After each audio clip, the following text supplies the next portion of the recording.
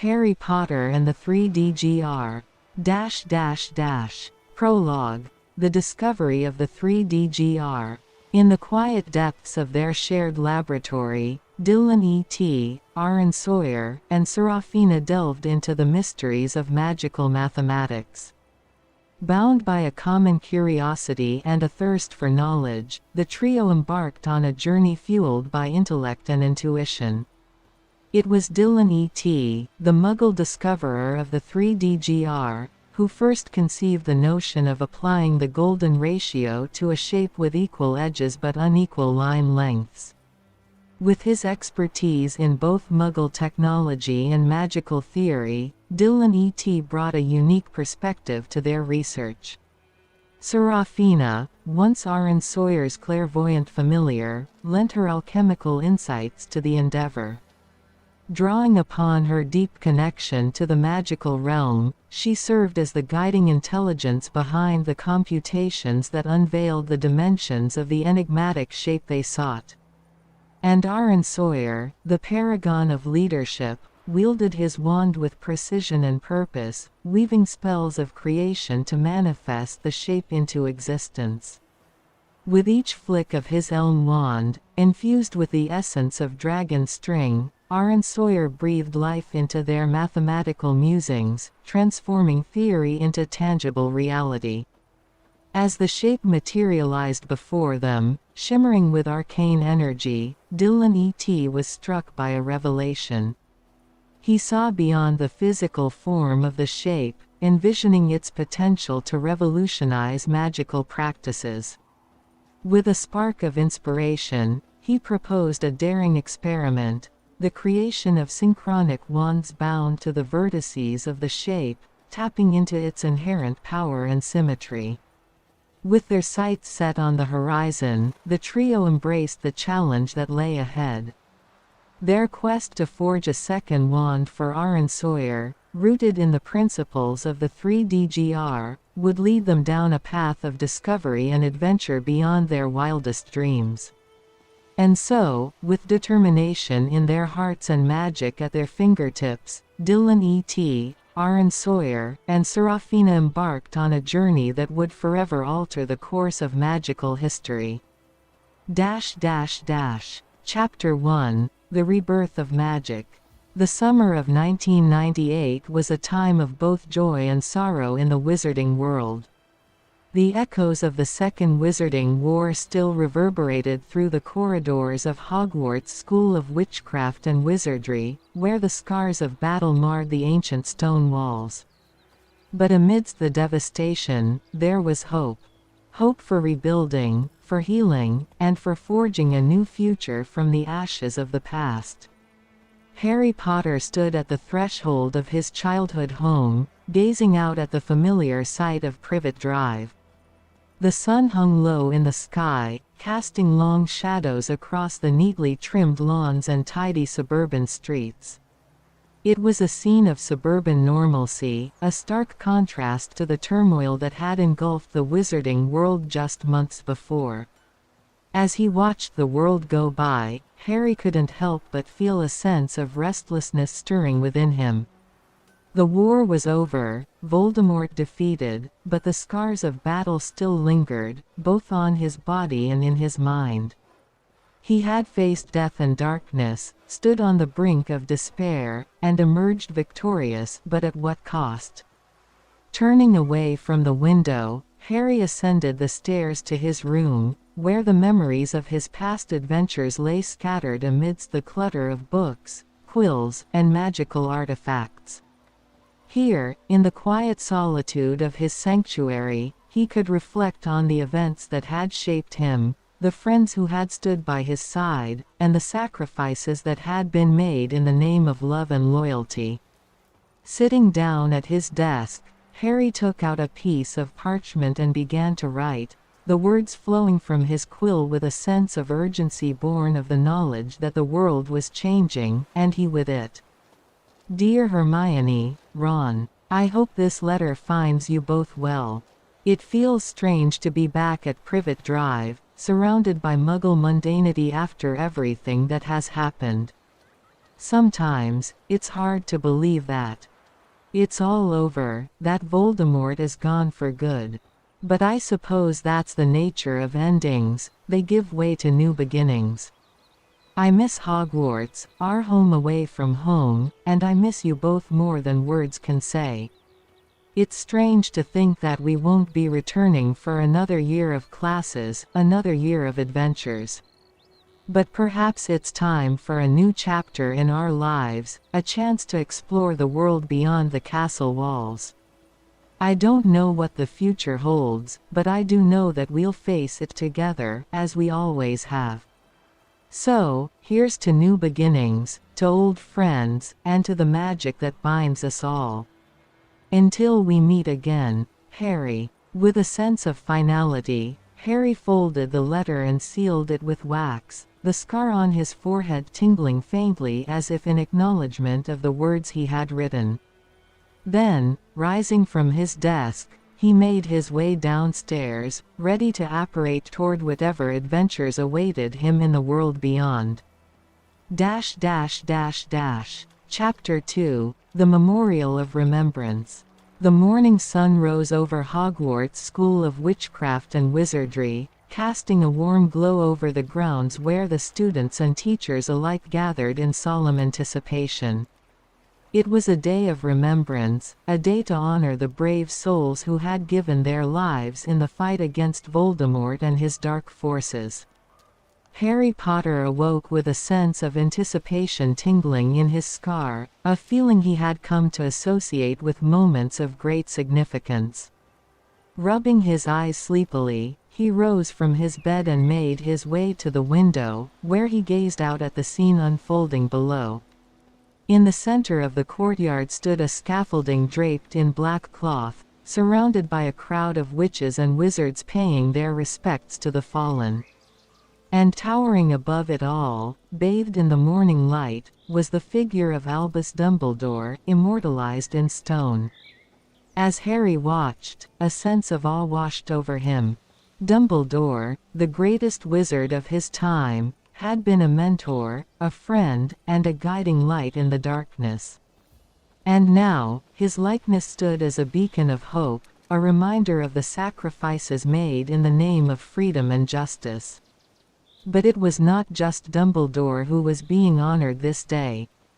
Surrounding the statue were smaller pedestals, each bearing the names of those who had fought and died alongside him. Remus Lupin, Sirius Black, Fred Weasley, and countless others whose bravery would never be forgotten. As Harry descended the stairs to join the crowd below, he felt a sense of pride swell within him. These were his friends, his comrades in arms, and their legacy lived on in the hearts of those who had survived. But amidst the pride, there was also a profound sense of loss, a reminder of the price that had been paid for victory. Reaching the courtyard, Harry found himself drawn to the base of the statue, where a wreath of lilies lay in honor of those who had fallen. He placed his hand upon the cold stone, feeling the rough texture beneath his fingers, and whispered a silent prayer for peace. And as he stood there, surrounded by the echoes of the past and the promise of the future, Harry knew that this moment would stay with him forever. For in the shadow of Dumbledore's statue, amidst the names of the fallen, he found strength, courage, and the resolve to carry on the fight, no matter the cost. Chapter 3, A Reunion at the Leaky Cauldron. The cobblestones of Diagon Alley gleamed in the morning sunlight, bustling with witches and wizards eager to begin their day. The familiar sights and sounds filled Harry Potter with a sense of nostalgia as he made his way toward the Leaky Cauldron. His firebolt slung over his shoulder, the invisibility cloak and his trusty holly wand tucked safely in his enchanted moleskin pouch, he felt a twinge of excitement. Today, he would reunite with Ron and Hermione, his dearest friends and partners in countless adventures. The old pub was much as Harry remembered it, with its low ceiling and worn wooden beams exuding a comforting timeless atmosphere. As he pushed open the door, the scent of butterbeer and roasted meat wafted through the air, mingling with the faint tang of potion ingredients from the nearby shops. Spotting Ron's bright red hair at a corner table, Harry's face broke into a wide grin. Ron Weasley was hunched over a plate of bacon and eggs, his deluminator resting beside him, and across from him sat Hermione Granger, her beaded bag resting on the table next to a steaming cup of tea. Both looked up as Harry approached, their faces lighting up with delight. "Harry!" Hermione exclaimed, rising to embrace him. "It's so good to see you. About time you showed up," Ron teased, a broad smile spreading across his face. "We were beginning to think you'd decided to stay at Privet Drive forever." Harry laughed, taking a seat and setting his belongings down. "I missed you both too much to stay away any longer." The three friends exchanged stories of their summer, the conversation flowing as easily as it always had. They spoke of the past battles, the memories of those lost, and the hopes for the future. There was a sense of camaraderie that was unshakable, forged through years of shared hardship and triumph. Hermione glanced around the bustling pub before leaning in closer, her voice dropping to a conspiratorial whisper. "We received an owl from Kingsley this morning." Harry's interest was immediately piqued. "What did he say?" Ron pulled a folded piece of parchment from his pocket, smoothing it out on the table. "He's got a mission for us, something important and top secret. We're to go to the rainforest in Washington State, America." Harry's eyes widened in surprise. America? What could be so important over there? "Kingsley didn't say much in the letter," Hermione replied, her brow furrowing. "But it was clear that this mission is of the utmost importance and must be kept completely confidential." "We're to leave as soon as possible," Ron added, excitement and curiosity twinkling in his eyes. "First, we need to gather supplies from Diagon Alley." Harry nodded, feeling the familiar thrill of a new adventure coursing through him. "Then we'd better get started. We'll need potions, some new robes, and perhaps some enchanted items to help us navigate the rainforest." Hermione nodded, ticking off items on an imaginary list. "We should also get some updated spellbooks and perhaps visit the apothecary for some special ingredients. We don't know what we might encounter over there." As they finished their breakfast and settled their tab with Tom, the friends stood and made their way to the back of the pub. The anticipation of the journey ahead lent a spring to their steps. Reaching the hidden courtyard, Hermione retrieved her wand from her beaded bag. "All right, then. Who wants to do the honors?" Harry and Ron exchanged a glance, then grinned at Hermione. "You go ahead," Ron said, motioning for her to step forward.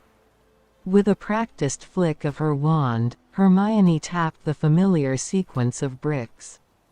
The wall began to shift and transform, each brick moving aside to reveal the bustling thoroughfare of Diagon Alley.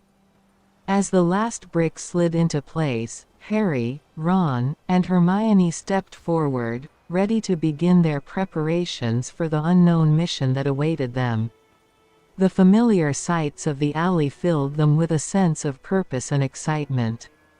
Together, they would face whatever challenges lay ahead, just as they always had. With determination in their hearts and magic at their fingertips, the trio entered Diagon Alley, the whispers of their past adventures mingling with the promise of new discoveries and the unknown mysteries of the American rainforest. Chapter 4, Familiars of Diagon Alley. Diagon Alley thrummed with the vibrant hum of witches and wizards going about their daily business. Harry, Ron, and Hermione navigated through the bustling crowds, their eyes scanning the familiar shops that lined the cobbled street. Their first stop was A shop that had always captured their imaginations, the Magical Menagerie. The Magical Menagerie, a small, rickety shop crammed with cages, tanks, and magical creatures of all kinds, beckoned them with its colorful storefront and cacophony of sounds. Harry pushed open the door, and they were immediately enveloped in the warm, musty smell of hay and fur, mixed with the more exotic sense of magical creatures. Hermione's eyes sparkled with excitement as they stepped inside. "I've always wanted to get a proper familiar," she said, her voice filled with anticipation. "Me too," Harry agreed, looking around at the array of creatures. "Let's see what they have." The shop was a whirlwind of activity. Cages lined the walls, filled with an assortment of magical creatures.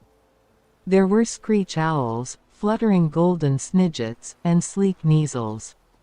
Hermione's gaze was immediately drawn to a cage containing a regal-looking cat with sleek fur and intelligent, amber eyes. "Oh, Harry, Ron, look at this one!" Hermione exclaimed, moving closer to the cage.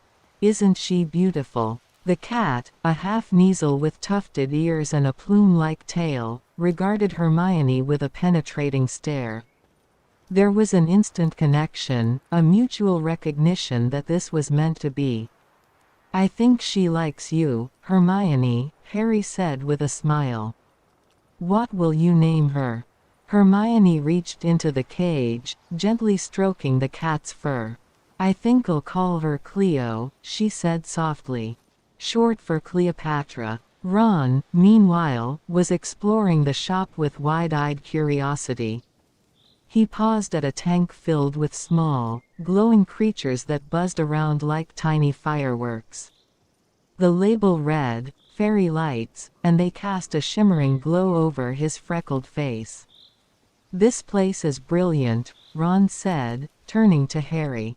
"I don't know what I want yet, but there's so much to choose from." Harry nodded, his attention drawn to the owls perched on a high shelf. There were tawny owls, barn owls, and a majestic snowy owl, but his gaze settled on a sleek, black owl with striking silver eyes. The owl looked directly at Harry, and he felt a sense of kinship, much like he had with Hedwig. "Hello there," Harry murmured, reaching out a tentative hand.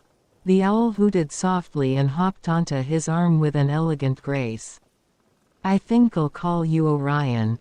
"Orion?" Ron asked, coming over to admire the bird. "Nice name. It suits him." As Hermione finalized the purchase of Cleo, Ron continued to explore the shop. He eventually stopped in front of a large, ornate cage that housed a peculiar creature. It was a small, dog-like animal with bright, intelligent eyes and a tufted tail. The label read, "Krupp, requires ministry approval."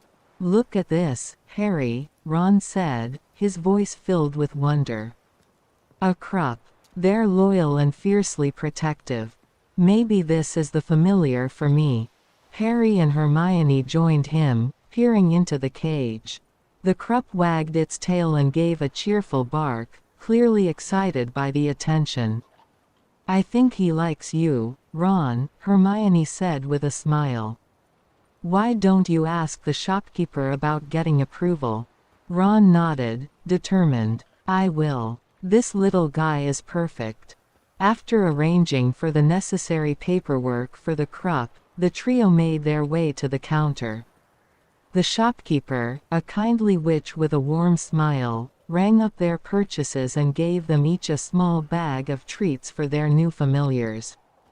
"Take good care of them," she said, handing over the bags. "Familiars are loyal companions, and they'll be with you through thick and thin." As they left the magical menagerie, their new companions in tow, the trio felt a renewed sense of excitement and anticipation.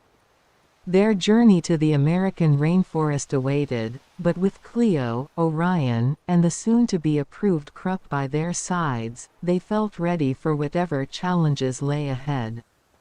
Standing in the bustling street, Harry, Ron, and Hermione shared a look of determination. With their familiars, their bond of friendship, and their unshakable resolve, they knew they could face any adventure that awaited them. "Ready to get the rest of our supplies?" Harry asked, looking between his friends. "Absolutely," Ron replied, scratching the crup behind the ears. "Let's go," Hermione agreed, her eyes shining with excitement. And with that, they made their way toward the brick archway leading to Diagon Alley. Hermione stepped forward, her wand at the ready, and with a flick, she began tapping the bricks in the familiar sequence. As the wall shifted and transformed, revealing the bustling alley beyond, the trio took a deep breath, ready to embrace the adventure that awaited them. With their familiars by their sides and determination in their hearts, Harry, Ron, and Hermione stepped through the archway, the whispers of their past adventures mingling with the promise of new discoveries and the unknown mysteries of the American rainforest.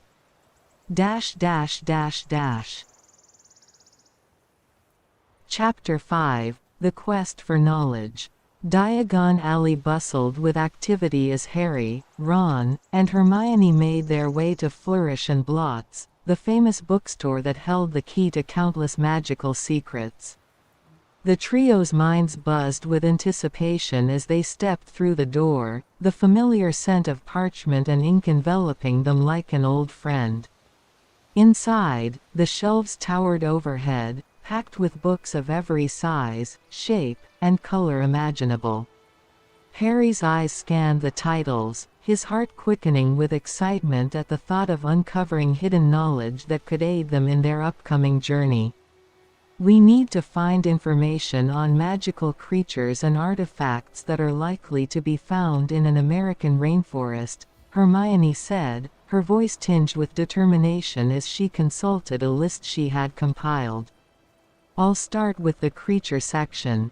Ron nodded in agreement, his eyes alight with curiosity as he followed Hermione to the magical creatures aisle. Harry lingered behind, his gaze drawn to a display of ancient tomes that promised untold wonders and mysteries.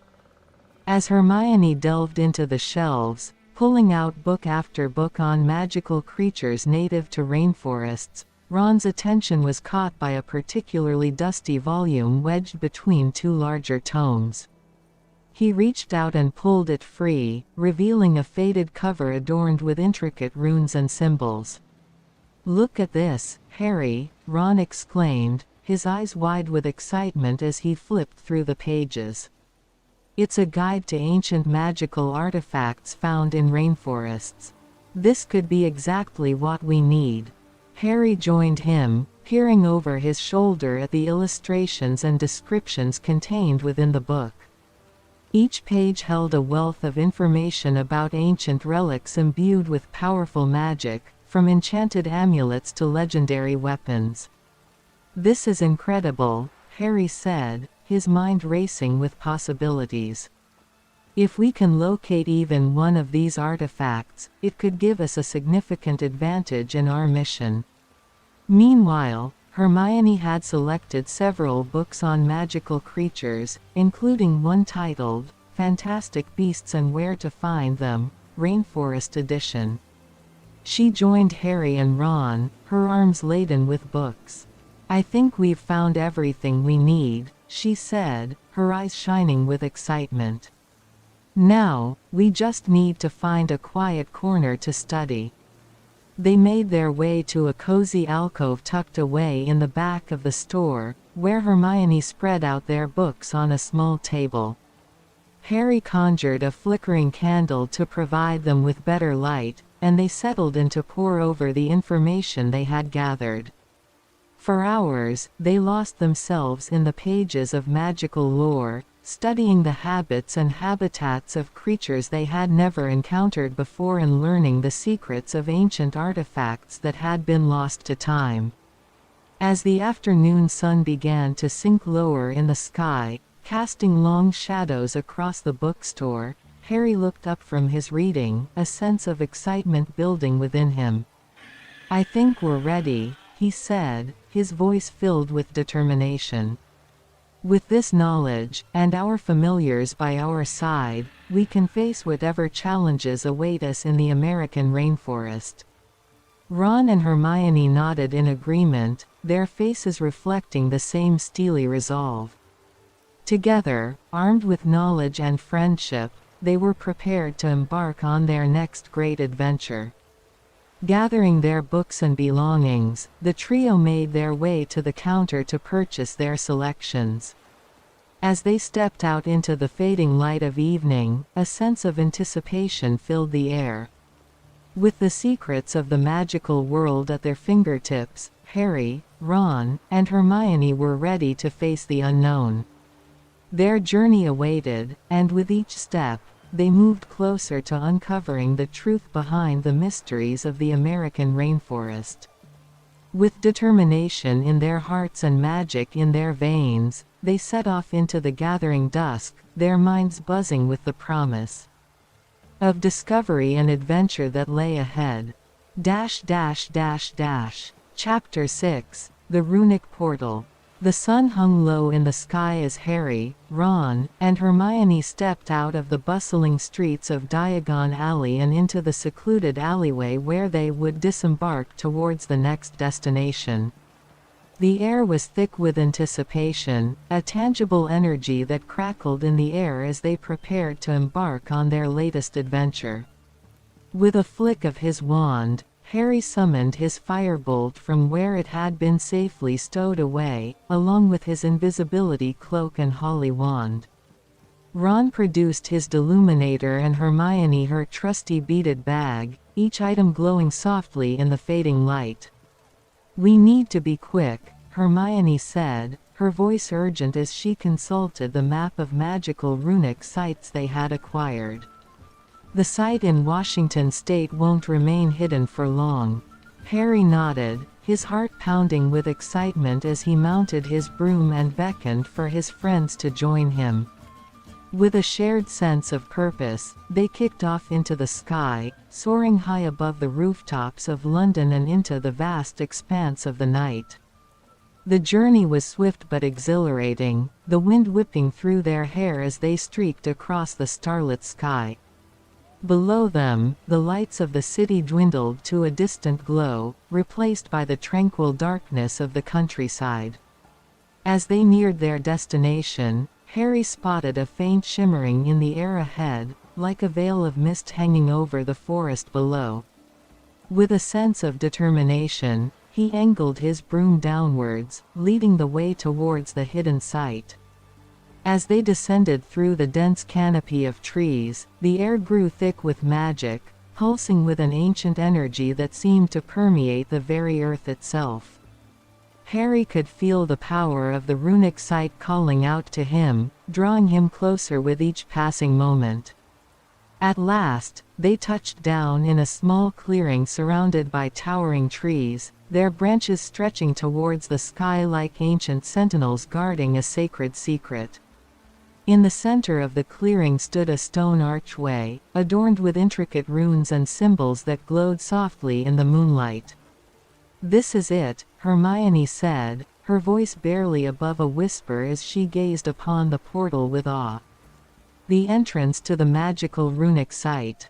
Ron nodded, his eyes wide with wonder as he approached the archway, his deluminator glowing faintly in his hand. With a steady hand, he traced his fingers along the runes, feeling the power thrumming beneath his touch. Harry stepped forward, his heart pounding with excitement as he reached out to grasp the archway's cold stone surface. With a surge of magic, he activated the runes, and the air around them shimmered and shifted, forming a swirling vortex of energy that beckoned them forward. Without hesitation, Harry, Ron, and Hermione stepped through the portal, their bodies tingling with the sensation of magic coursing through their veins. As they emerged on the other side, they found themselves standing in a vast chamber, its walls adorned with ancient carvings and symbols that glowed softly in the dim light. "This is incredible," Ron breathed, his eyes wide with wonder as he took in the sight before him. "I've never seen anything like it." Hermione nodded in agreement, her expression filled with awe as she surveyed their surroundings. "It's like stepping back in time," she said, her voice hushed with reverence. But there was no time to linger, for they had come here with a purpose, to uncover the secrets hidden within the ancient runes that adorned the chamber walls. With determination in their hearts and magic in their veins, Harry, Ron, and Hermione set out to unravel the mysteries of the magical runic site, knowing that their quest would lead them to discoveries beyond their wildest dreams. And as they delved deeper into the heart of the chamber, surrounded by the echoes of the past and the promise of the future, they knew that their journey was only just beginning. For in the depths of the rainforest, amidst the ancient magic that pulsed through the earth, they would find the answers they sought, and so much more. With each step, they moved closer to unlocking the truth behind the mysteries of the American rainforest, their spirits buoyed by the knowledge that they were bound together by friendship, courage, and the unbreakable bonds of magic. And as they ventured forth into the unknown, they knew that whatever challenges lay ahead, they would face them together, as they always had, and always would. Chapter 7, The Confrontation. The air crackled with tension as Harry, Ron, and Hermione emerged from the depths of the magical runic site, their senses on high alert as they surveyed their surroundings. The chamber was bathed in a soft, ethereal light, casting long shadows across the ancient carvings that adorned the walls. But their moment of awe was short-lived, for as they turned to leave, they found themselves face to face with three figures emerging from the shadows: Arren Sawyer, Seraphina, and Dillon E.T. Arren Sawyer, the paragon of leadership, stood at the forefront, his synchronic wands at the ready, their 3DGR hilts glinting in the dim light. His gaze was steely, his jaw set in determination as he surveyed the intruders who had dared to trespass in his territory. Beside him stood Seraphina, her eyes ablaze with intelligence and power, her hands poised as if ready to weave spells at a moment's notice. Despite the absence of visible weapons, there was an aura of danger about her, a sense that she held secrets beyond imagining. And then there was Dillon E.T., clad in a suit of magical armor that seemed to shimmer and shift with every movement. His swords, adorned with the 3DGR hilts, hung at his side, their blades glinting with deadly intent. For a moment, no one spoke, the silence thick with unspoken tension as the two groups regarded each other warily. Then, Arren Sawyer stepped forward, his voice cutting through the stillness like a blade. "What business do you have here?" he demanded, his eyes narrowing as he fixed his gaze on Harry. Harry squared his shoulders, meeting Arren Sawyer's gaze with a steady stare of his own.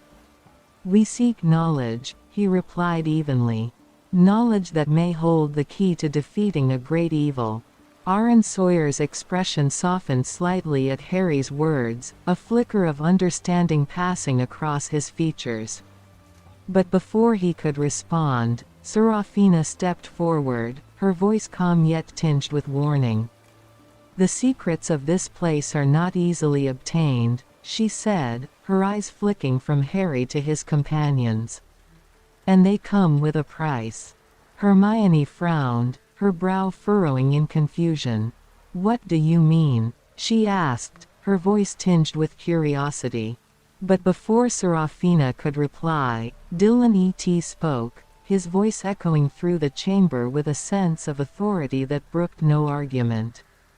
"The magic of this place is ancient and powerful," he said, his eyes burning with intensity.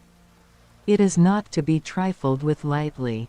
As the tension in the chamber mounted, Harry braced himself for what was to come, knowing that the true test of their mettle was yet to come. For in the heart of magic, amidst the echoes of the past and the promise of the future, anything was possible, and nothing was certain. With a sense of foreboding hanging heavy in the air, Harry, Ron, and Hermione prepared themselves for the challenges that lay ahead, knowing that their journey was far from over, and that the fate of the wizarding world hung in the balance.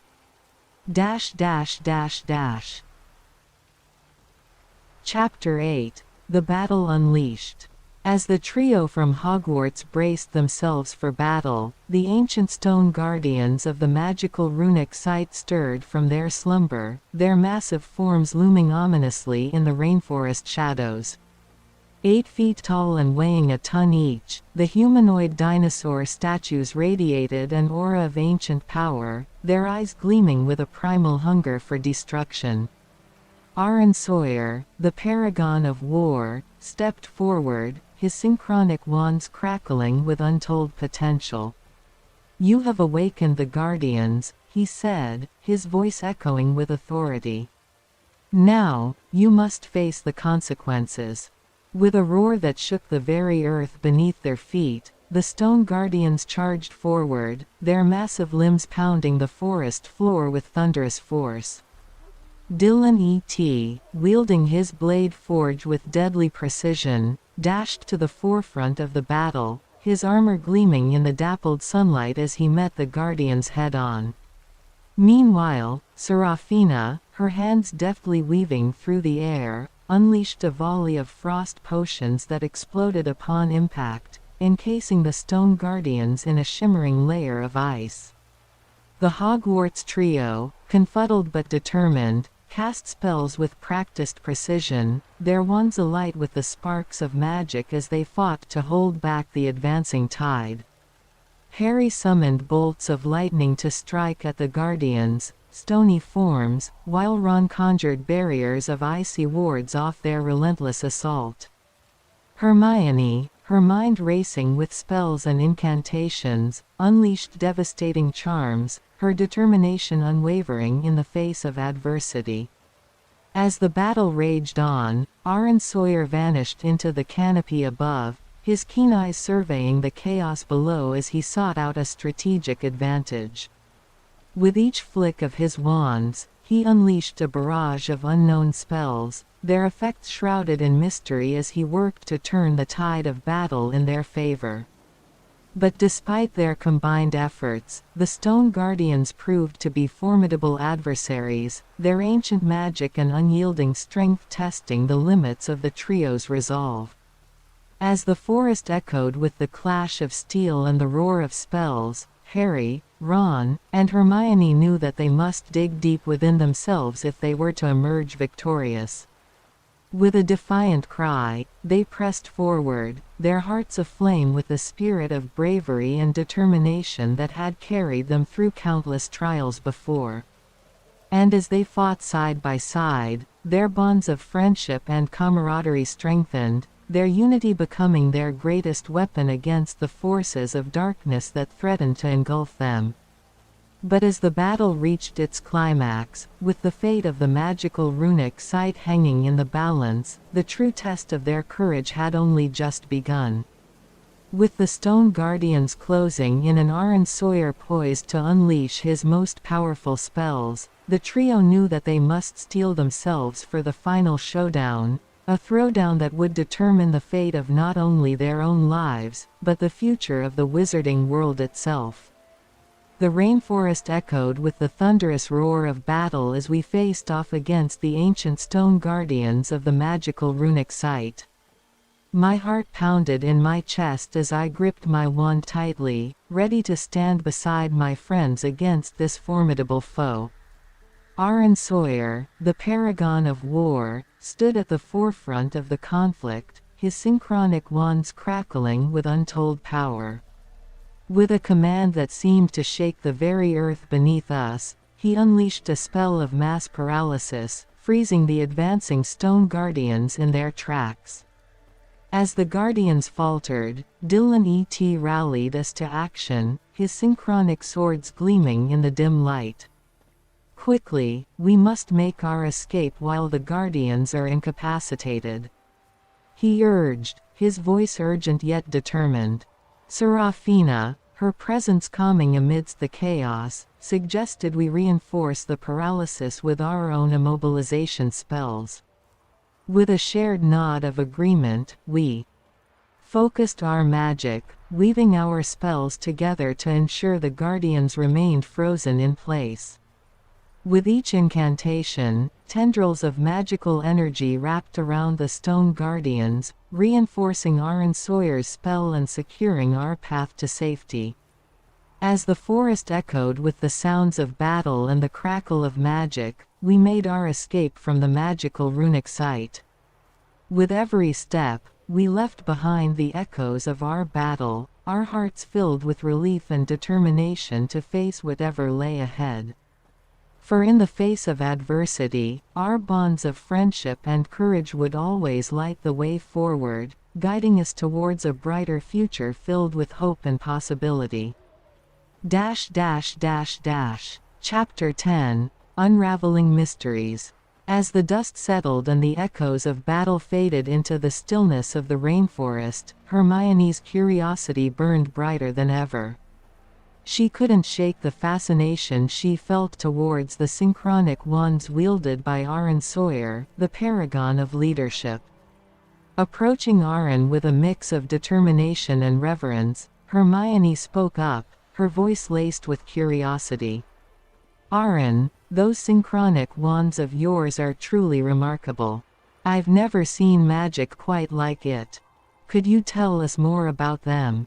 Arren regarded Hermione with a knowing smile, his eyes reflecting the wisdom of ages. "The synchronic wands are a product of ancient magic," he began, his voice carrying the weight of history. "Forged in the fires of creation, they harness the power of synchronicity to channel magic in its purest form." Hermione's eyes sparkled with excitement as she listened intently, her mind racing with questions. "And how do they work?" she asked eagerly. Arren gestured towards the intricate carvings on the wands' hilts, each symbol pulsating with arcane energy. "The runes inscribed upon the wands are attuned to the rhythms of the universe," he explained. "By aligning our magic with these rhythms, we can unlock their true potential." Hermione nodded, her mind buzzing with newfound knowledge. "Fascinating," she murmured, her thoughts already racing ahead to the possibilities that lay before them. But before she could delve deeper into the mysteries of the synchronic wands, Kingsley Shackleble's voice echoed in her mind, a reminder of their mission and the task that lay ahead. With a determined nod, Hermione turned to her companions, her gaze alight with determination. "We have much to learn and explore," she said, her voice filled with purpose. "But first, let us gather our strength and prepare for the journey ahead." As the group set about making preparations for their next adventure, Hermione's mind buzzed with anticipation. The quest to uncover the truth behind the disturbance in the magical portals had only just begun, and she was eager to unravel its mysteries, one enchantment at a time. With Arren Sawyer, Dillon E.T, and Seraphina by their side, Harry, Ron, and Hermione knew that they were not alone in their quest. Together, they would journey into the heart of magic itself, seeking answers and uncovering secrets that had long been hidden from the world. As the sun dipped below the horizon, casting long shadows across the rainforest, the group gathered around a flickering campfire, their faces illuminated by its warm glow. And as they shared stories and laughter, their bonds of friendship and alliance grew stronger, forging a connection that would carry them through the trials and tribulations that lay ahead. For in the world of magic, where the line between reality and legend blurred, anything was possible. And they embarked on their quest, Harry, Ron, Hermione, Arren Sawyer, Dillon E.T, and Seraphina. Dillon E.T. stepped forward, his presence commanding the attention of everyone gathered around the campfire. With a solemn expression, he began to explain the intricacies of using the Synchronic Wands for combat and timing. The Synchronic Wands are not merely tools for casting spells, Dillon began, his voice carrying the weight of authority. They are instruments of precision, designed to enhance our martial prowess through the art of timing. He gestured towards the 3DGR sides of the blade forge, each representing a specific binding point within timing and play. Each combinatorial corresponds to a particular movement and spell, he explained. By mastering the timing of these actions, we can achieve a level of combat proficiency that transcends ordinary magic. Dillon demonstrated his movements fluidly and precisely as he activated a combinatorial sequence on his blade forge. With each click of his thumbs, the blade forge responded with a burst of magical energy, the air crackling with the power of their synchronized action of the blade forge and Dillon E.T.'s footwork. As we engage in combat, we must listen to the rhythm of the battle, Dillon continued, his voice steady. Each click of the wands represents a beat in the dance of combat, guiding our actions with unparalleled precision. He paused, allowing his words to sink in before continuing. But timing alone is not enough, he cautioned. We must also be mindful of our state of sword play, adapting our movements to suit the flow of battle.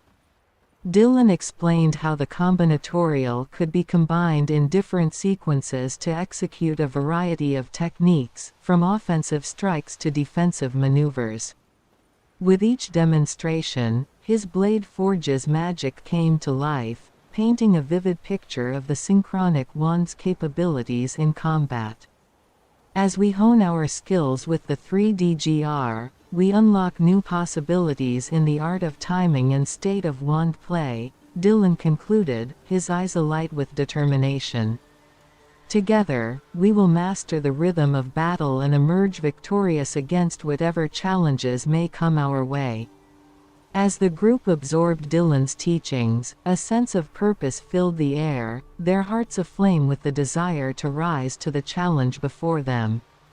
With the knowledge of the Synchronic Wands at their disposal, they knew that they were ready to face whatever trials lay ahead, united in their quest for truth and justice in the world of magic.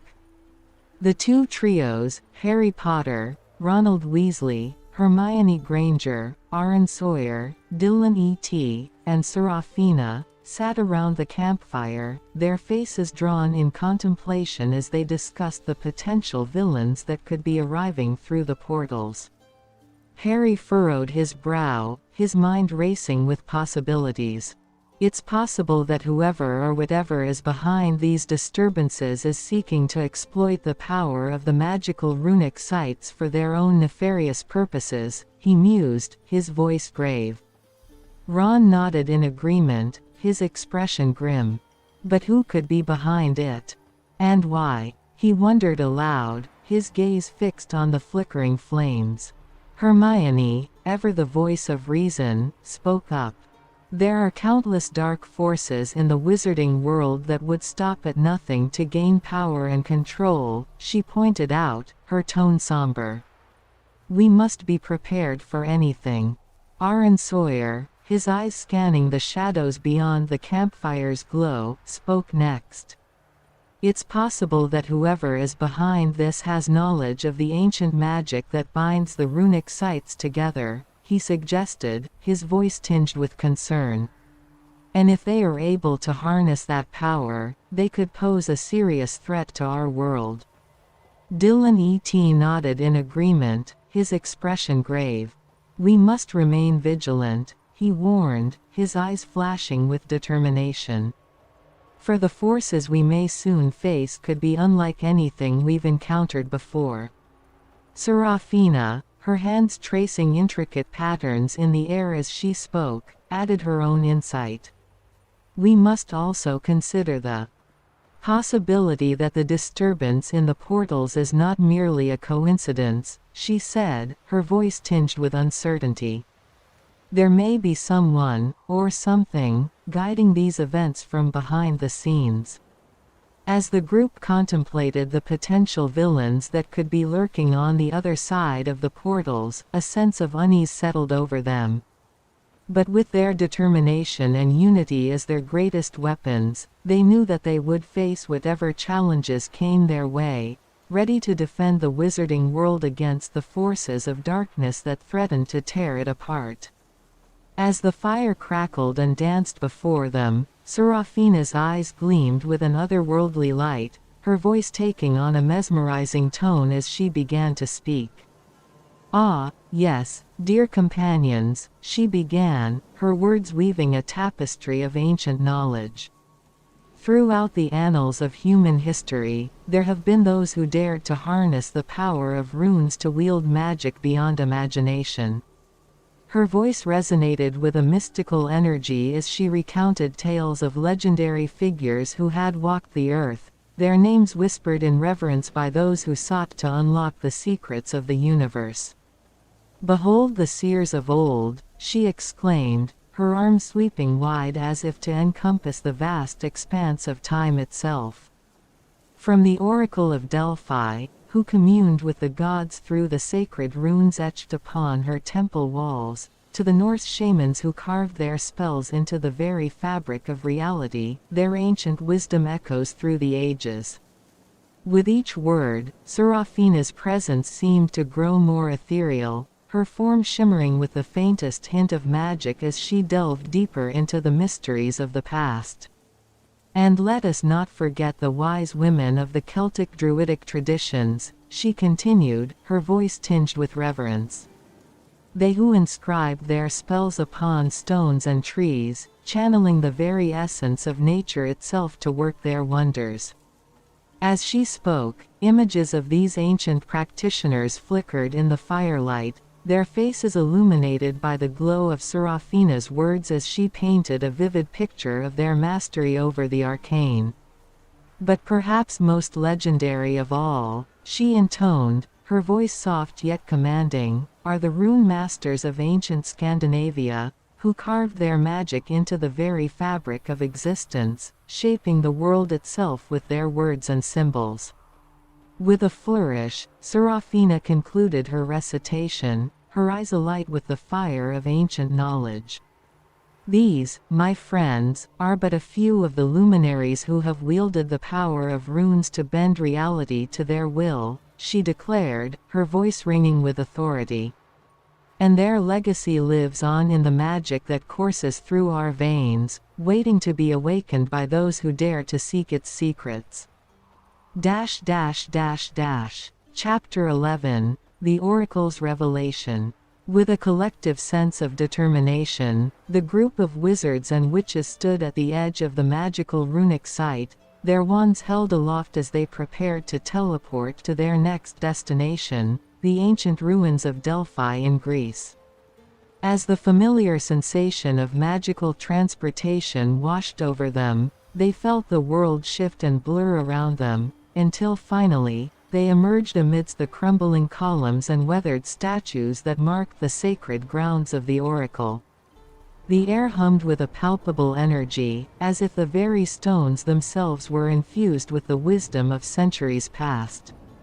Hermione's eyes sparkled with excitement as she surveyed their surroundings, her mind already racing with the possibilities that lay ahead. Arren Sawyer, his gaze focused and intense, led the way through the maze of ancient ruins, his synchronic wands crackling with untold power as he sought out the guidance of the oracle.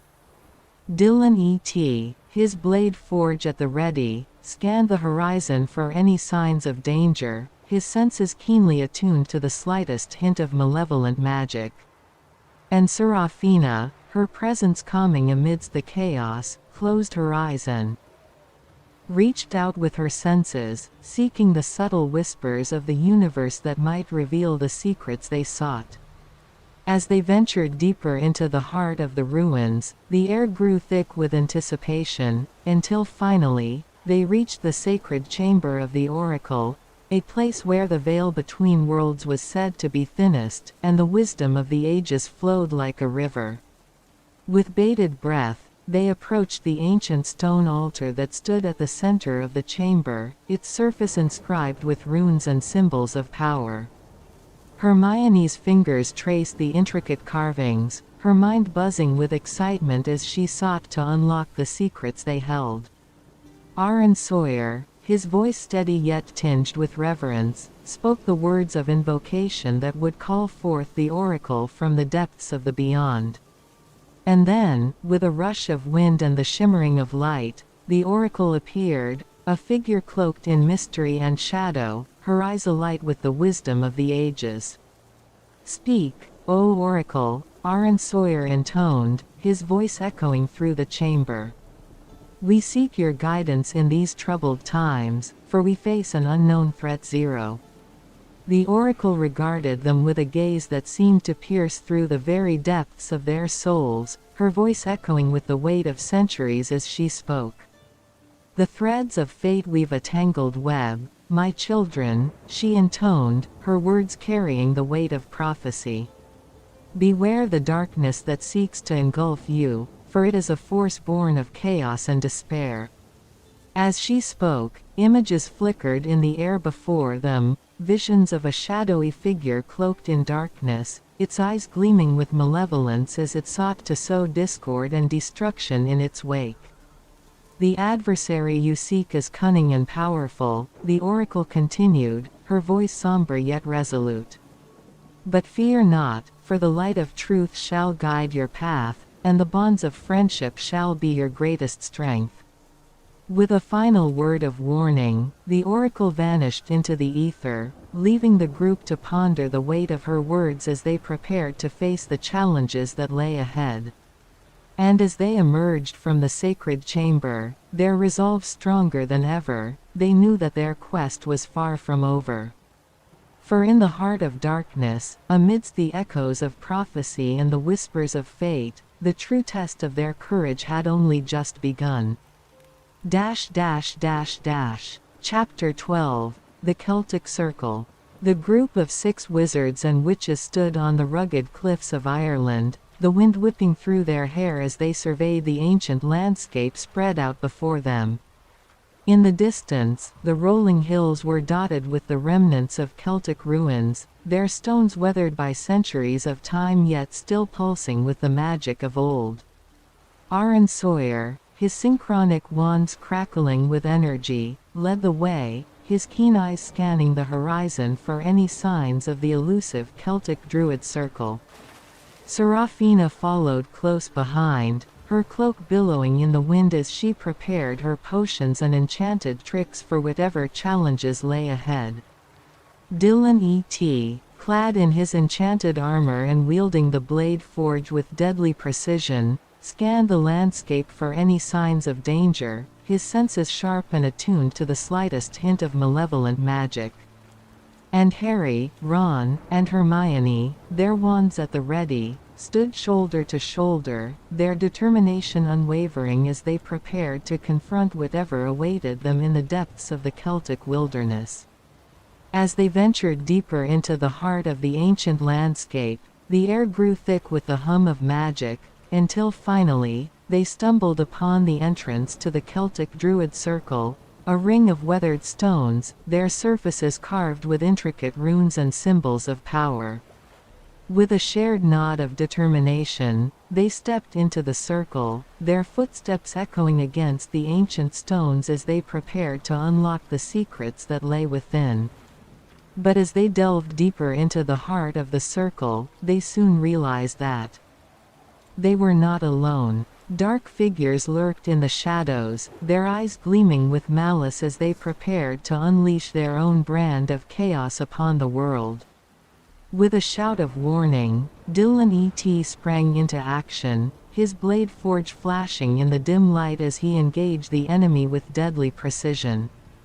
Arren Sawyer, his synchronic wands blazing with power, unleashed a barrage of spells to hold back the advancing tide, while Seraphina, her position at the ready, wove her magic to weaken their foes from within.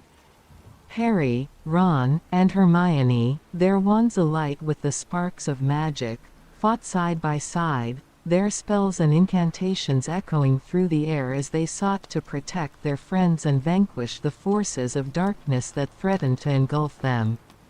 As the battle raged on, the air crackled with the clash of steel and the roar of spells, until finally, with a final burst of magical energy, the dark figures were vanquished, their malevolent presence banished from the Celtic Circle once and for all.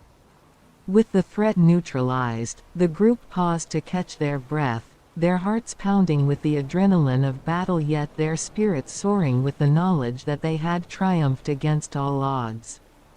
But as they turned to leave, their minds already racing with thoughts of the next challenge that lay ahead, they knew that their quest was far from over. For in the heart of the Celtic wilderness, amidst the echoes of ancient magic and the whispers of the past, the true test of their courage had only just begun. As the Celtic Circle continued to open, the air crackled with a palpable sense of danger, the portal humming with an otherworldly energy that sent shivers down their spines. The 6 individuals, standing in the center of the circle, exchanged wary glances as they braced themselves for whatever might emerge from the depths of the portal. Suddenly, with a roar that echoed through the ancient stones, a demon stepped out of the portal, its form grotesquely aesthetic, radiating a powerful malevolent aura that filled the air with dread. The demon's name was lost to the ages, but its presence was unmistakable, a harbinger of chaos and destruction. With a flick of its staff, the demon unleashed a barrage of flames, fireballs hurtling towards the squad with deadly accuracy. Harry, Ron, Hermione, Arren Sawyer, Dillon E.T, and Seraphina scattered, countering the flames with each their own weapons. The flames wreathed around the squad, though with lightning-fast reflexes they sought cover amidst the crumbling ruins of the Celtic Circle. But just as it seemed that all hope was lost, a burst of golden flame erupted from the sky, heralding the arrival of Fawkes, the Phoenix. With a majestic cry, Fawkes swooped down from above, his feathers glowing with the radiant light of his healing tears. As the fire enveloped the squad, Fawkes intercepted them with a graceful sweep of his wings, his tears quenching the flames with ease before they could reach their intended targets. With each fiery blast, Fawkes's strength seemed to grow, his majestic form ablaze with the power of ancient magic as he shielded the squad from harm. Meanwhile, on the other side of the portal, the squad glimpsed a horde of minor demons clamoring to break through, their twisted forms clawing at the edges of the rift as they sought to join their malevolent master in wreaking havoc upon the world. With no time to waste, Harry and his companions knew that they had to escape. With a shared nod of understanding, they regrouped, their resolve unwavering as they prepared to make their retreat. As the demon's onslaught continued unabated, Harry summoned all his strength, focusing his magic with unwavering determination as he prepared to lead his friends to safety. With a final glance at Fawkes, whose golden wings blazed with the light of hope, Harry took a deep breath and, with a flick of his wand, apparated away from the chaos, his friends following close behind. As they vanished into the safety of the unknown, the portal continued to pulse with malevolent energy, its depths shrouded in mystery and danger. But for now, Harry and his companions were safe, their courage and resilience shining bright amidst the darkness that threatened to engulf them.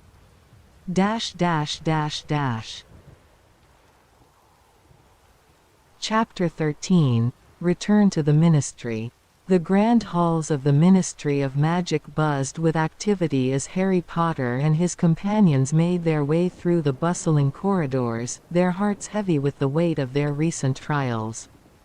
Kingsley Shacklebolt, the Minister of Magic, awaited them in his office, his expression grave as he listened to their tale.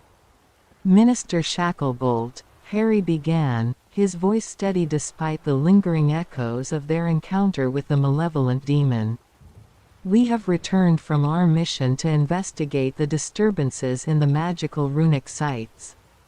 Kingsley's gaze was intent as he leaned forward in his chair, his eyes flicking from Harry to each member of the squad in turn. "What did you discover?" he asked, his tone betraying none of the curiosity that burned within him. Ron Weasley cleared his throat, stepping forward to recount their harrowing journey. "We encountered powerful magic, Minister," he said, his voice tinged with awe and respect. "The runic sites were connected by portals, and we found evidence of dark forces at work." Hermione Granger nodded in agreement, her expression somber as she added, "There were signs of ancient rituals and powerful enchantments being woven together to create the portals. It was clear that someone, or something, was behind it all." Kingsley's brow furrowed in concern as he absorbed their words, his mind racing with the implications of their findings. "And the demon you encountered?" he asked, his voice low and measured. Dillon E.T. stepped forward, his enchanted armor gleaming in the soft light of the office. "It was a formidable foe, Minister," he said, his voice resonating with the authority of one who had faced the darkness and emerged victorious.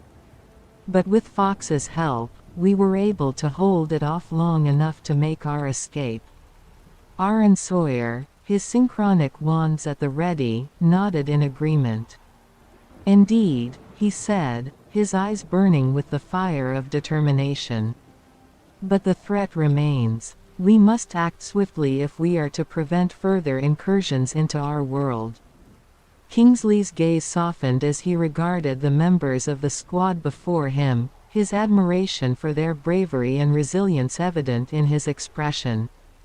"Thank you, all of you, for your courage and dedication," he said, his voice filled with gratitude. "We will do everything in our power to stop this threat and protect our world from the forces of darkness." As the squad exchanged a silent nod of determination, they knew that their journey was far from over. But with their bonds of friendship and their unwavering resolve, they were ready to face whatever challenges lay ahead, united in their quest to safeguard the wizarding world from the shadows that threatened to engulf it. Chapter 14, The Gathering Storm. Kingsley Shacklebolt's office was a sanctuary of order amidst the chaos that swirled outside its walls. As the Minister of Magic sat behind his desk, his gaze moved thoughtfully over the assembled members of the squad before him: Hermione Granger, Dillon E.T., Ron Weasley, Harry Potter, Seraphina, and Arren Sawyer. "I commend you all for your bravery and dedication," Kingsley began, his voice resonating with authority. "But the threat we face is grave, and we must be prepared to meet it head-on." With a wave of his wand, Kingsley summoned a scroll from a nearby shelf, unfurling it to reveal a list of names, potential allies in the war against the darkness that loomed on the horizon. "These individuals have proven themselves in the crucible of battle," Kingsley said, his voice steady as he gestured to the names before him. "They are skilled warriors, each possessing unique talents that could prove invaluable to our cause." As the squad studied the list, their minds racing with the possibilities that lay ahead, Kingsley turned his attention to another matter at hand: the creation of synchronic wands to aid them in their quest. "I have authorized access to the Ministry's armory," Kingsley announced, his eyes alight with determination. "There, you will find the materials and expertise needed to craft synchronic wands for each member of the squad." Hermione's eyes sparkled with excitement at the prospect of delving into the mysteries of wandcraft, while Ron grinned eagerly at the thought of wielding a weapon infused with ancient magic. Harry's jaw set in determination as he prepared himself for the challenges that lay ahead, his thoughts already turning to the battles to come. With Kingsley's guidance, the squad made their way to the Ministry's armory, where they were greeted by a team of skilled craftsmen ready to assist them in their task. Together, they pored over ancient tomes and intricate diagrams, their minds buzzing with the possibilities that lay before them. Hours turned into days as the squad worked tirelessly to craft their synchronic wands, infusing each one with the essence of their own unique magic. Seraphina's potions lent their strength to the enchantments, while Arren Sawyer's mastery of combat magic imbued the wands with a sense of power and purpose. At last, the wands were complete, their gleaming surfaces pulsing with a vibrant energy that seemed to hum with potential. As the squad gathered around the table, their newly forged wands held aloft, they felt a sense of unity and purpose that transcended words. "We stand together against the darkness," Kingsley declared, his voice ringing out with conviction. "And with these wands as our weapons, we shall not falter in our quest to safeguard the wizarding world." With a renewed sense of determination burning in their hearts, the squad prepared to face whatever challenges lay ahead, knowing that together, they would emerge victorious in the war against the forces of darkness. Chapter 15, The Seventh Member. As we stood in the cavernous atrium of the Ministry of Magic, the magnitude of our mission pressed heavily upon my shoulders. Our newly crafted synchronic wands thrummed with latent power at our sides, their magic eager for the challenges ahead. Each member of our squad, Hermione, Ron, Dillon E.T, Seraphina, Arren Sawyer, and myself, wore expressions of grim determination. Yet, there was an unspoken bond between us, a silent understanding that together, we could face whatever dark forces awaited. Kingsley Shacklebolt strode purposefully toward us, his long, dark robes billowing behind him. His presence alone commanded respect and inspired confidence, and as he drew nearer, I could see the weight of his responsibilities etched into his features. He stopped before us, his keen eyes scanning our faces. "Before you depart," Kingsley began, his deep voice resonating through the atrium, "there are crucial matters you must be aware of. My Aurors have successfully cleared the English portal connecting to the Washington rainforest, which is why there were no guardians when you arrived." A ripple of surprise passed through our group. Hermione, ever the scholar, looked particularly intrigued. "So, the guardians were already dealt with," she murmured, piecing the puzzle together. Kingsley nodded. "Indeed. We've also dispatched Aurors to the Celtic Circle in Ireland. While our efforts to close both the English and Irish portals have been unsuccessful, we've ensured that the Guardians no longer pose a threat." Ron frowned, his brow furrowing in thought. "If the portals can't be closed, what's our next move?" "We believe another portal is opening in Scandinavia," Kingsley replied, his gaze sharp and unwavering. "Your task is to investigate this new portal, determine its connections, and understand the dark forces manipulating these ancient magics." A heavy silence settled over us as we absorbed Kingsley's words. The enormity of our mission loomed even larger now. But before we could voice our questions, Kingsley raised a hand, his expression softening slightly. "There is one more thing," he said. "To aid you in this perilous journey, I am introducing a seventh member to your squad. He arrives well prepared, equipped with synchronic wands crafted by Dillon E.T. My heart skipped a beat. A seventh member. Who could possibly be joining us at this critical juncture? Kingsley stepped aside, revealing a figure emerging from the shadows of the atrium. "Neville Longbottom," Kingsley announced with a proud smile. Neville strode forward, his stride confident and his demeanor composed. The Neville I remembered from our school days had grown into a formidable wizard. His synchronic wands gleamed at his sides, a testament to his strength and skill. "Neville," I exclaimed, a wave of relief washing over me. "It's good to see you." Neville grinned, his eyes meeting mine with a mixture of camaraderie and determination. "Good to see you too, Harry. Seems like we always end up fighting dark forces together, doesn't it?" Hermione and Ron rushed forward, embracing our old friend. Dillon E.T and Arren Sawyer nodded in approval, while Seraphina extended a graceful hand in greeting. The squad was complete, and with Neville's addition, our resolve felt unbreakable. Kingsley allowed us a moment to reconnect before clearing his throat. "Neville has been briefed on the situation and is ready to join your ranks. Together, you will investigate the Scandinavian portal and continue your mission to safeguard our world from these ancient threats."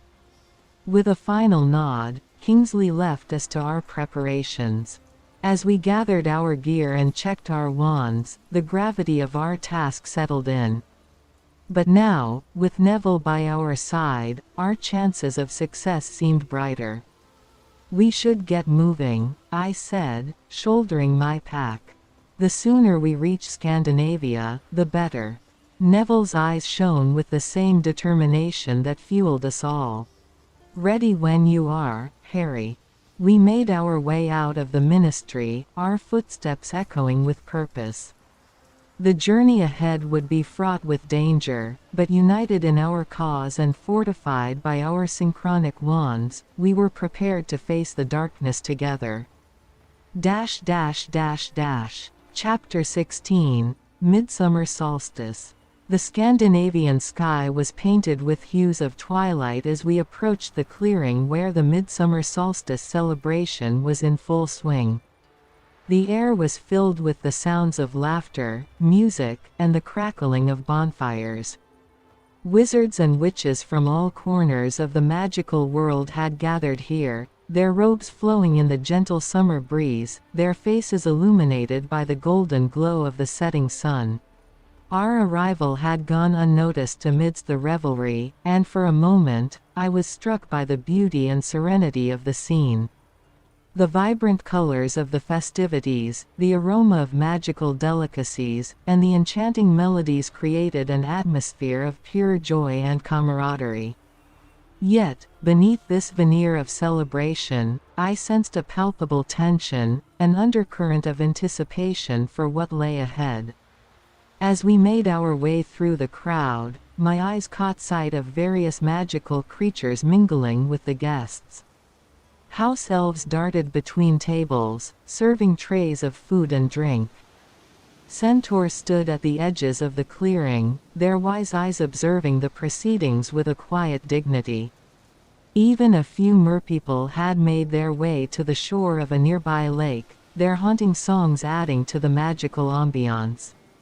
"Harry, look," Hermione whispered, pointing to a group of wizards who were performing a dazzling display of fireworks. The sparks danced in the sky, forming intricate patterns and shapes before dissolving into stardust. Ron, his eyes wide with wonder, muttered, "This is incredible. I've never seen anything like it." Dillon E.T, with his blade forge strapped to his back, scanned the crowd with a keen eye. "Stay alert," he murmured, his voice low. "We're not here just to celebrate." Neville nodded, his synchronic wands glinting in the firelight. "Right. Let's find Kingsley's contact." As we wove through the throng, the crowd parted, and I found myself face to face with Victor Crumb. The former Durmstrang champion stood tall and imposing, his dark eyes glinting with recognition. "Potter," he greeted, his voice gruff but friendly. "I did not expect to see you here." "Victor," I replied, extending a hand. "It's good to see you." He shook my hand firmly, then glanced at the rest of our squad. You are here for the portal, yes. Yes, Hermione answered, stepping forward. We've been sent to investigate the disturbances. Victor nodded, his expression serious. I have heard rumors. Dark magic, ancient spells.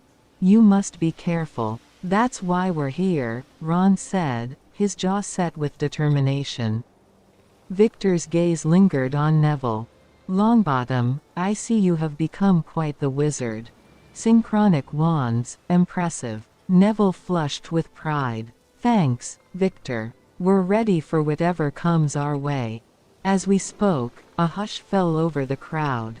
All eyes turned toward the central bonfire, where an ancient wizard, his long white beard flowing like a river of snow, raised his arms to the sky. The flames leapt higher, casting eerie shadows across the clearing. Welcome, friends, the wizard intoned, his voice carrying through the air like a magical chant. Tonight, we celebrate the midsummer solstice, a time of magic and renewal. But we must also be vigilant, for dark forces seek to disrupt our harmony. A murmur of agreement rippled through the crowd. The atmosphere, once filled with light-hearted joy, now felt charged with a sense of impending challenge.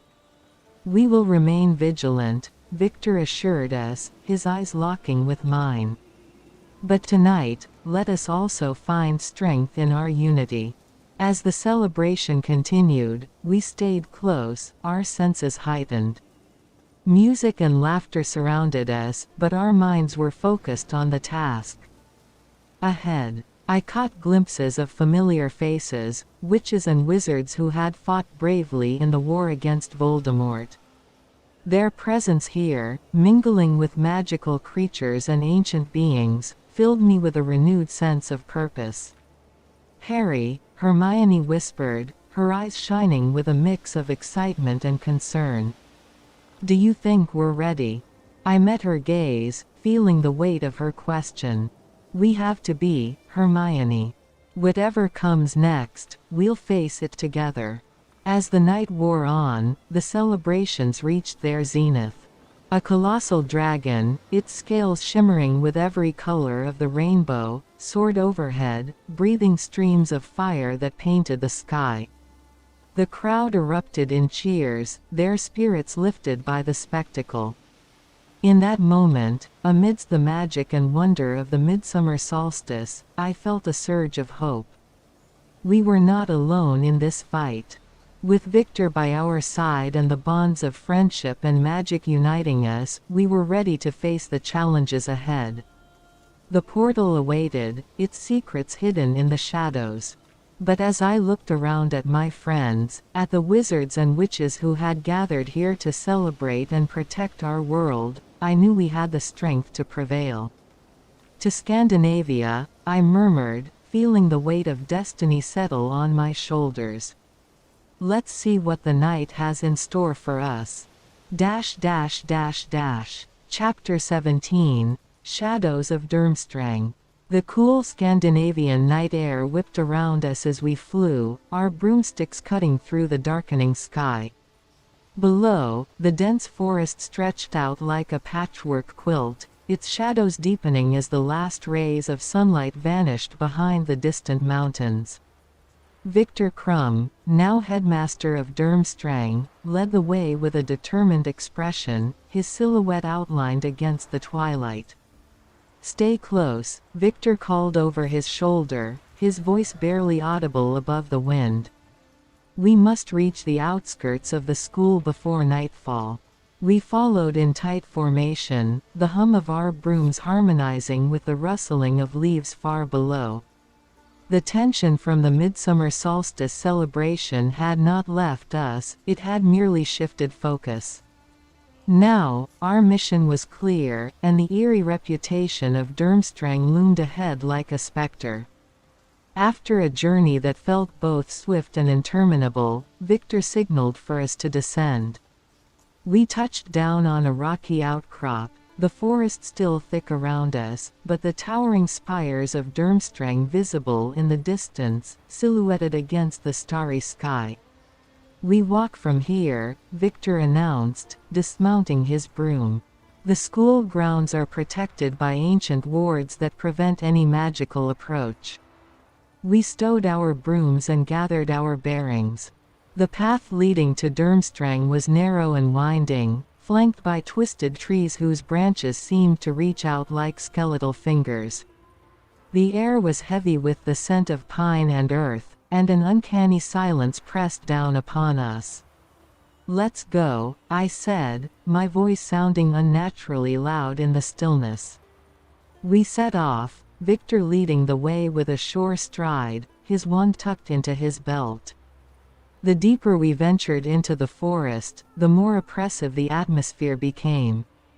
Strange noises, snaps of twigs, rustling leaves, echoed around us, and more than once, I felt eyes watching from the shadows. Hermione and Ron walked close behind me, their expressions mirroring the unease I felt. "Dillon," I whispered, glancing back at him. His blade forge seemed to pulse with a faint light, as if sensing the dark magic that permeated the area. He nodded, understanding my unspoken question. We were all on high alert. As we neared the edge of the forest, the trees began to thin, revealing the formidable walls of Durmstrang Institute. The castle loomed before us, its dark stone walls rising starkly against the night sky. Towers jutted into the air, their windows glowing with a dim, eerie light. Unlike Hogwarts, with its warm, welcoming presence, Durmstrang exuded an aura of menace and power. "Welcome to Durmstrang," Victor said quietly, his tone a mixture of pride and caution. "This is where we must find answers." We stepped out of the forest and onto the gravel path that led to the massive iron gates of the school. The gates creaked open as we approached, revealing a courtyard dominated by a dark, foreboding statue of a dragon, its eyes seeming to follow our every move. "Stay together," Victor instructed, leading us through the courtyard. "The castle can be disorienting." As we crossed the threshold into the main hall, a shiver ran down my spine. The interior of Durmstrang was a stark contrast to the exterior. Dark wood paneling lined the walls, and dim torches cast flickering shadows that danced and shifted with a life of their own. The hall was lined with portraits of stern-looking wizards and witches, their eyes glittering with suspicion and curiosity. "Durmstrang has always prided itself on strength and discipline," Victor explained as we walked. "But there are secrets here, ancient magics that even I am still uncovering." We moved deeper into the castle, passing through a labyrinth of corridors and staircases that seemed to twist and turn without reason. The oppressive atmosphere pressed down on us, making each step feel heavier than the last. In one corridor, we passed a group of students, their faces pale and serious. They watched us with a mixture of curiosity and wariness, whispering among themselves as we passed. "Who are they?" Ron muttered, glancing back at the students. "Durmstrang has a reputation for attracting those with a taste for the darker aspects of magic," Victor said, not unkindly. "But do not judge them too harshly. They are here to learn, just as you were at Hogwarts." Finally, we reached a set of large double doors at the end of a long corridor. Victor pushed them open to reveal a cavernous chamber filled with shelves of ancient tomes, crystal vials, and strange artifacts. The air was thick with the scent of parchment and a faint, metallic tang of old magic. "This is the heart of Durmstrang's knowledge," Victor said, his voice reverent. "Here, we will find the information we need to understand the portals and the dark forces at work." We spread out, each of us drawn to different parts of the room. Hermione immediately gravitated towards a shelf lined with dusty tomes, her fingers trailing over the spines with a look of intense concentration. Dillon examined a set of ancient runestones, his expression thoughtful. Ron and Neville stood guard by the door, their wands at the ready. I moved to a table where a large, leather-bound book lay open. Its pages were filled with intricate diagrams and runes that seemed to pulse with an inner light. As I studied the pages, I felt a sense of foreboding settle over me. Whatever secrets Durmstrang held, they would not be uncovered easily. "We have much to learn," Victor said quietly, standing beside me. "And little time." I nodded, my resolve hardening. The darkness that threatened our world was vast and powerful, but so were we. United by purpose and strengthened by our bonds, we would face whatever lay ahead, ready to uncover the secrets of Durmstrang and the mysteries of the portals. As the night deepened, we delved into the ancient knowledge of Durmstrang, each revelation bringing us closer to understanding the true nature of the threat we faced. And with every page turned, every spell deciphered, we felt the weight of destiny pressing upon us, urging us forward into the unknown. Chapter 18, Shadows of the Night. As the hours stretched on, our search of Durmstrang's ancient archives yielded no significant discoveries. The tomes and artifacts held within the castle's walls were fascinating, to be sure, but they offered no clues to the mysteries we sought to unravel. With a sense of frustration and weariness settling upon us, we reluctantly agreed to call it a night. Victor Crumb, our guide through the labyrinthine corridors of Durmstrang, led us to our allocated quarters. The castle seemed to echo with the whispers of ages past as we walked, the dim torchlight casting long shadows that danced along the walls.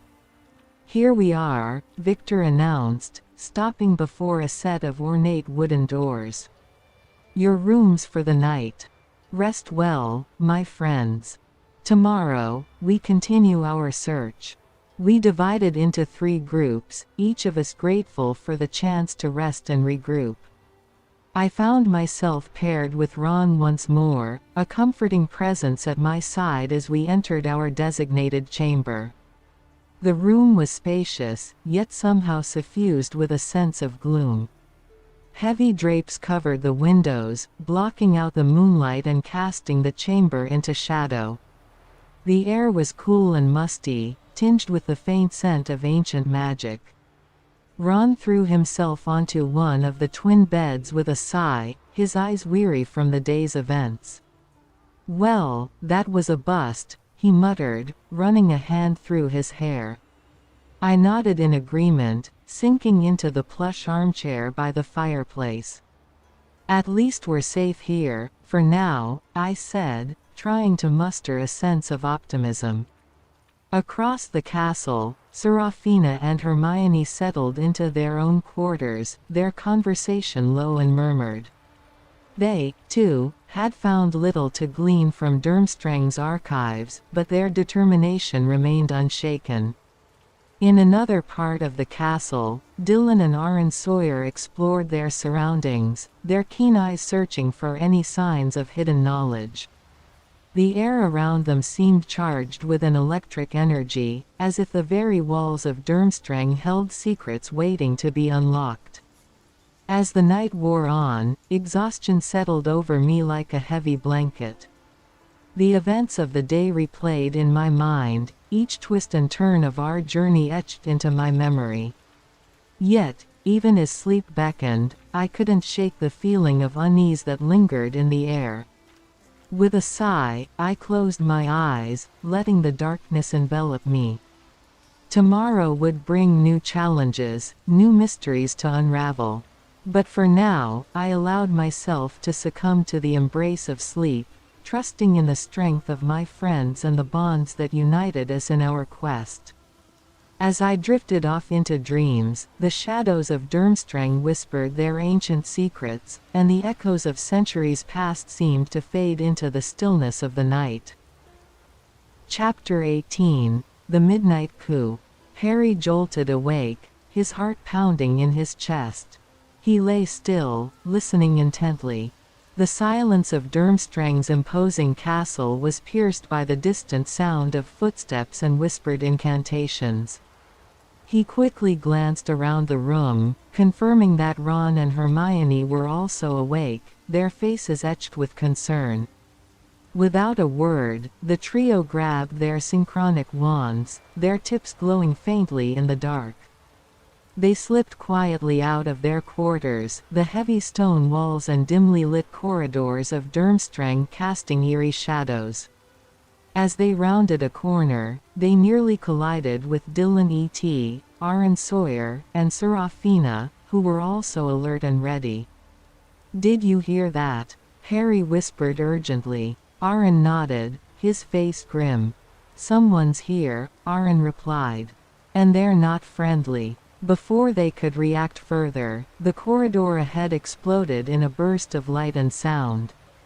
From the smoke emerged a group of Durmstrang students, their faces masked in shadow, wands raised. Leading them was a tall, menacing figure that Harry recognized as one of Viktor Krum's rivals. "Hand over the synchronic wands," the leader demanded, his voice cold and authoritative.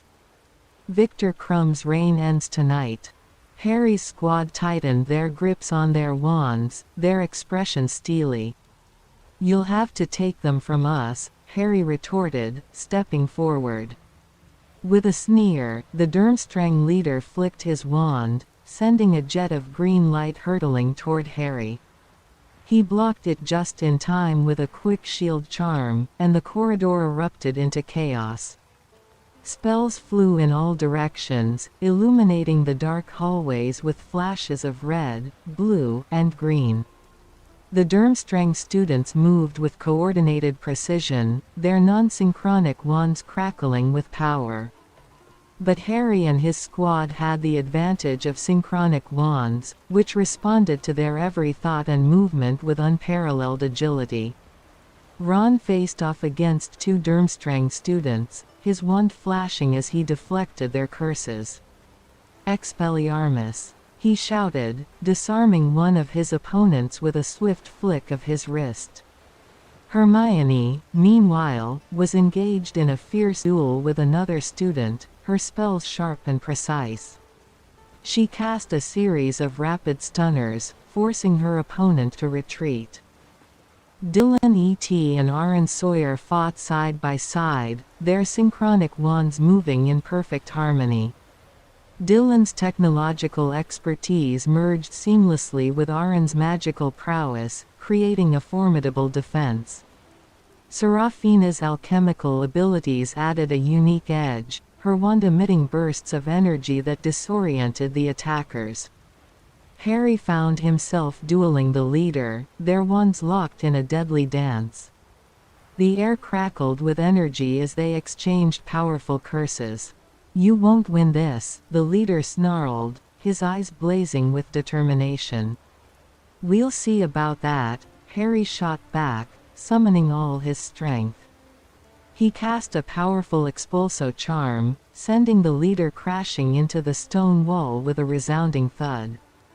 Amidst the chaos, Viktor Krum burst into the corridor, his face a mask of fury. "Traitors!" he bellowed, joining the fray. His arrival turned the tide of the battle, his powerful spells overwhelming the Durmstrang students. With a final, desperate effort, the shadowy figures tried to regroup, but the combined force of Harry's squad and Viktor was too much. One by one, the attackers were disarmed and subdued, their wands clattering to the floor. As the dust settled, Harry surveyed the damage. The corridor was a mess of scorched stone and shattered masonry. He turned to Viktor, who was breathing heavily but otherwise unharmed. "Are you all right?" he asked. Viktor nodded, his expression hard. "These cowards thought they could overthrow me," he said, his voice filled with contempt. "But they underestimated us." Harry glanced at his friends, who were similarly exhausted but unbroken. "They didn't stand a chance," he said firmly. Not against us. The group gathered their fallen foes, binding them with conjured ropes. As they dragged the traitors away, Harry couldn't shake the feeling that this was only the beginning. The battle had been won, but the war was far from over. And as they prepared for what lay ahead, he knew they would face it together, their synchronic wands an unbreakable bond guiding them through the darkness.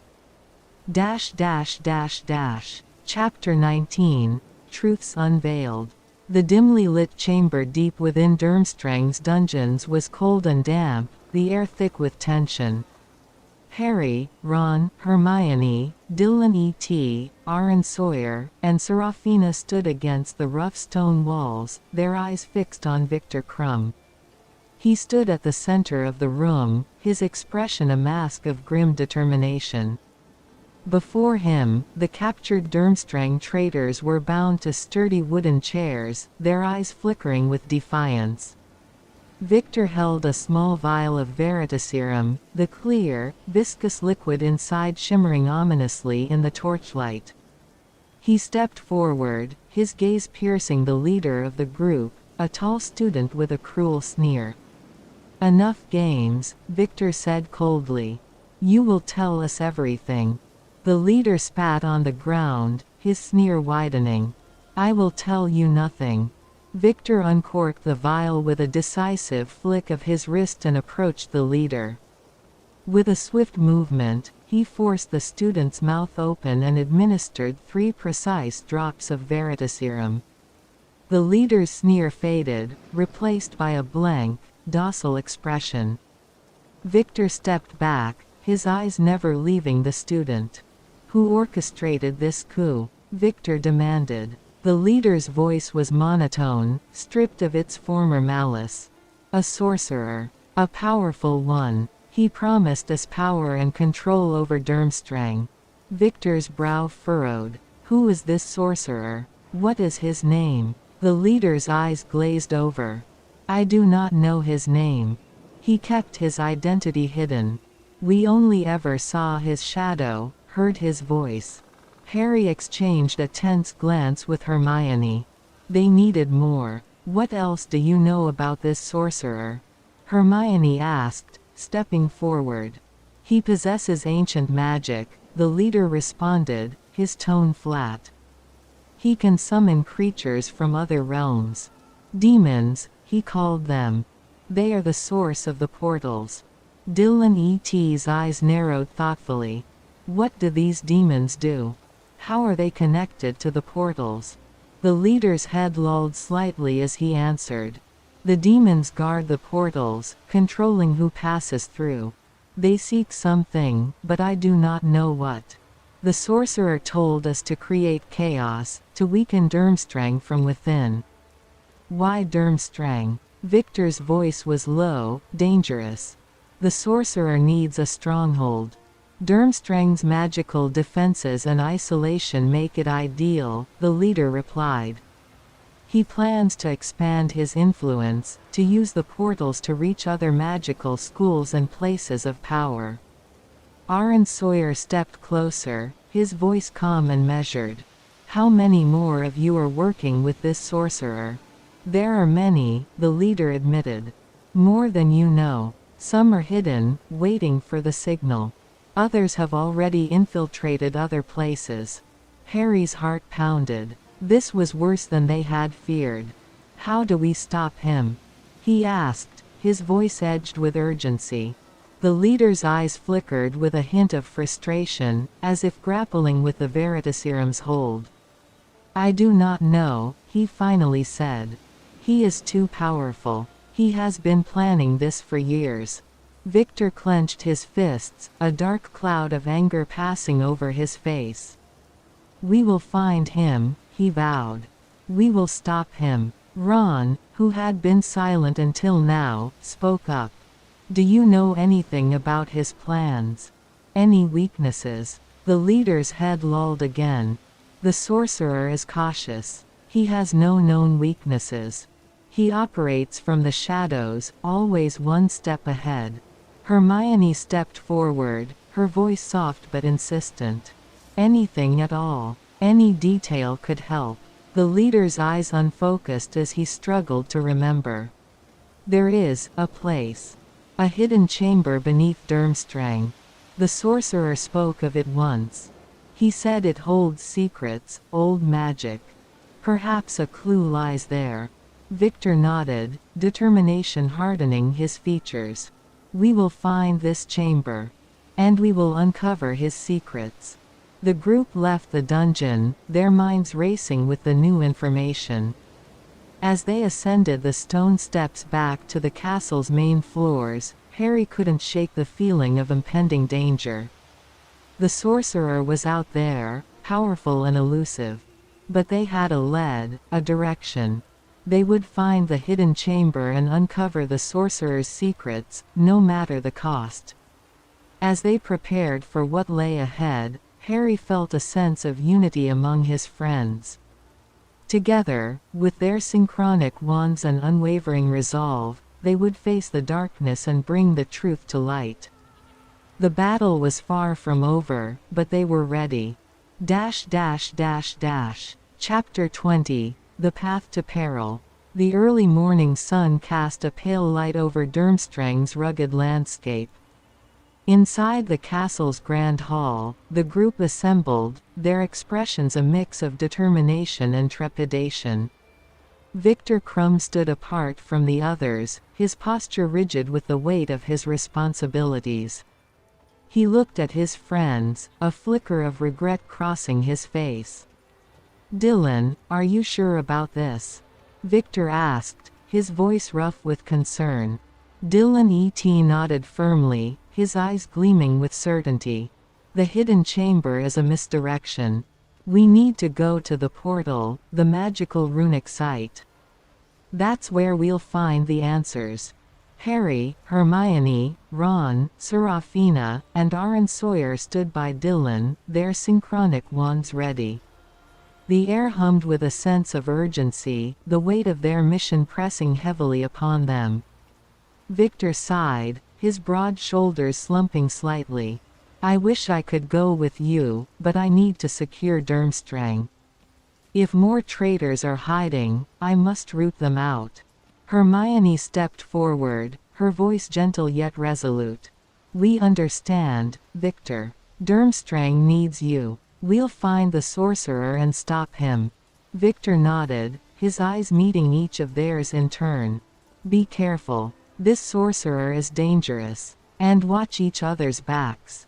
With a final nod, the group turned and left the hall, their footsteps echoing in the stone corridors. The cold wind bit at their faces as they stepped out onto the castle grounds, a reminder of the harsh world they were about to face. The journey to the magical runic site was arduous, the landscape becoming more treacherous as they ventured further from Durmstrang.